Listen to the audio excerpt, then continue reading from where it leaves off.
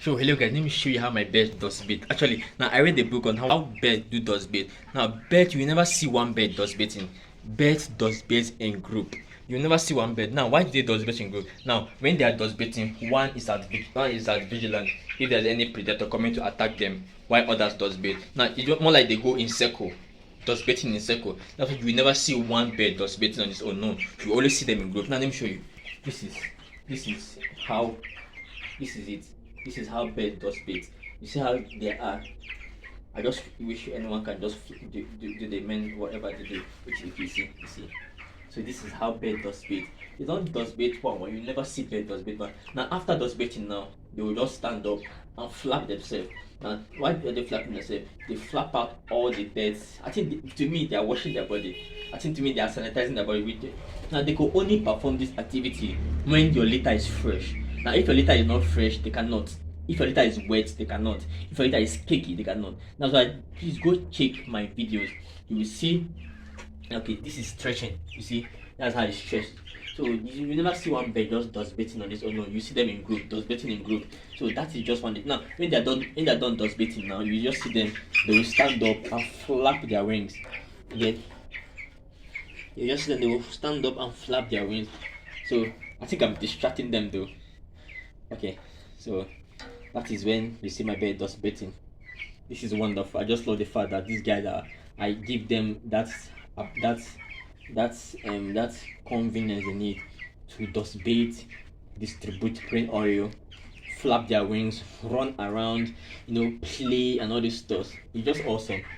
Get? So these are my birds. You never see one. Just note, you never see one bird dust bait. No, you always see them in group dust baiting. So that's just if you look at the guy. See, that's the thing. Now after dust bait now, they will just stand up. See this stretching, you see. This stretching. You just see them, they will remove one of their wings. They remove their wings and stretch their leg. Get? So this is my birds. They are doing awesome. This guy today is our day 25 and this guy are doing wonderful. You see, that's what I say. They flap their body after dust. So guys, that's just my bird. I love the fact that these guys are just. I love the way they just coordinate themselves. They might look like these guys are dumb, but trust me, they coordinate themselves very, very well. I love the fact what they do that. When they coordinate themselves very, very well. Okay. Now do know that they can only dust bait in a good bed material. That's the only when your bed can only dust bait in a good bedding material. Now when your bed is when your litter is cakey or your litter is wet, trust me, they will never dust bait. They will never. Okay. So please make sure you give your birds an adequate litter they need. Make sure your litter is already fresh. Make sure you see this another session I said. So make sure your litter is fresh. Make sure that they are performing that natural behavior they need to be performing. Make sure they are comfortable. Make sure they have enough space. Now make sure they have enough space, enough air. As you can see, here is open. Here is open. The window there is open. So everywhere make sure they have enough air. Number one, they have enough air. Number two, their litter is very fresh, super very fresh. The litter is super very fresh and it's not cakey, it's not wet. Okay, make sure there is enough space for them. Now birds love space. I think space, when they have enough space they grow faster. You get? That was why I sorted them out at that week 3. So that after my brooding, I just sorted them out. I removed the big one because I noticed that they weren't growing uniformly. So that is just bed. You need bed to be so. Now when you have a comfortable and a good brooding house, a good house, poultry house, number one, they must have enough space. Number two, your litter must not be cakey or wet.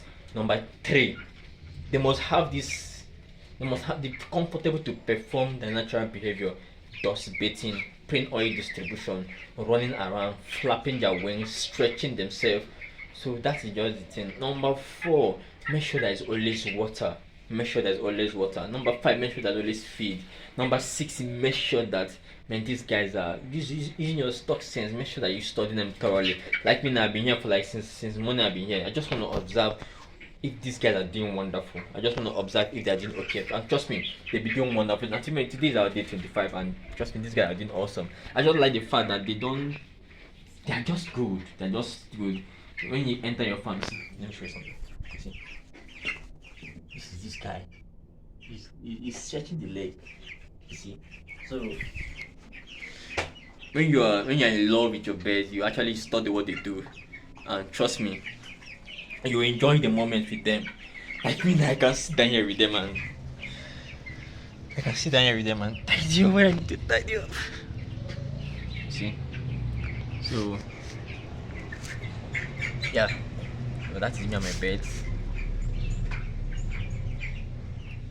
Hello, how you guys doing? You see, so now I like the fact. Now look at this guy. Look at this guy under the feeder. What is he doing there? What are you doing under the feeder? Can you imagine? That is what. Look at it under the feeder. What are you doing there? Like, what are you doing there? So I actually like the fact that these guys are doing very well. I so love them. I so love the fact they're doing very well. And I'm so excited. Like whenever I see them, they're eating, they're performing their natural behavior. They're eating, they're drinking water. They're not being cooled in a particular place. No, they're not. Okay. Thanks.